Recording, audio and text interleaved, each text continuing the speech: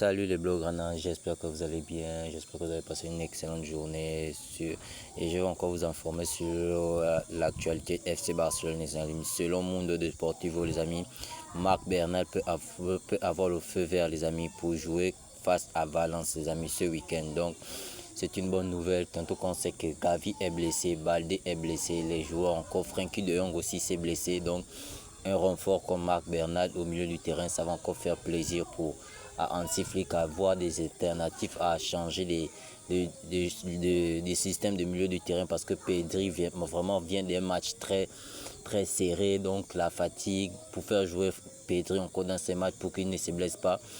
On pourrait peut-être voir Marc Bernal jouer dans ce match. Et en parlant d'un autre joueur du FC Barcelone, les amis, Rafinha est très en colère, les amis, contre Carlo Ancelotti de l'avoir fait jouer, les amis, dans ce match, les amis. Je ne sais pas pourquoi Carlo Ancelotti a fait jouer Rafinha, tantôt qu'il sait que le Brésil est déjà qualifié, mais il fait quand même jouer Rafinha, tantôt qu'il sait que Rafinha c'est un pilier du FC Barcelone, c'est un joueur titulaire du FC Barcelone. Dès que Rafinha va retourner au FC Barcelone, forcément il va être titulaire, forcément il va jouer avec le FC Barcelone, mais il a quand même fait jouer, il a quand même donné du temps de jeu à Rafinha, tantôt qu'il sait que c'était un match vraiment, il n'y avait pas d'enjeu. Vraiment, moi je pense bien que Carlo Ancelotti, vraiment, il a favorisé les joueurs du Real Madrid à leur faire reposer, à leur faire gagner un peu du temps pour faire jouer encore, fatiguer Rafinha, fatiguer les joueurs du FC Barcelone.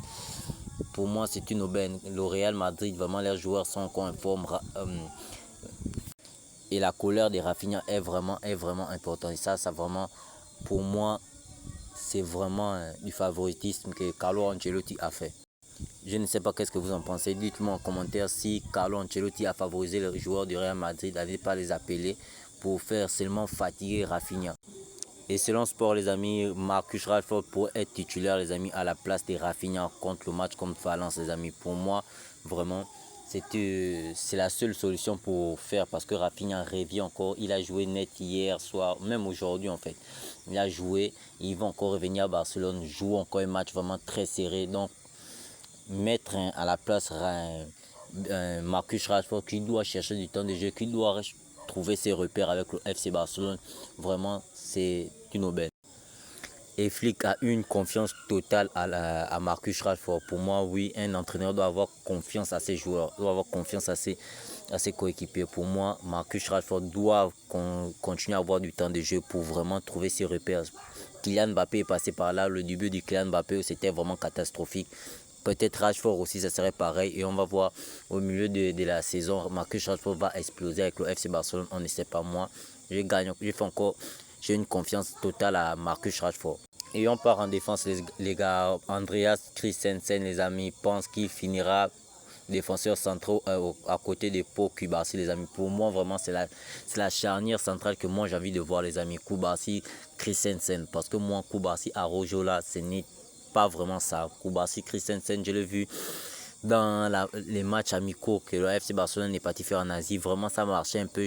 J'aimerais encore revoir ça pour voir encore si vraiment cette charnière va marcher. Les amis, on ne va pas encore revoir les joueurs du FC Barcelone jouer au Spotify Camp Nou, les amis. Selon la radio catalane, les amis, la situation est très compliquée. Concernant le Camp Nou, il y a...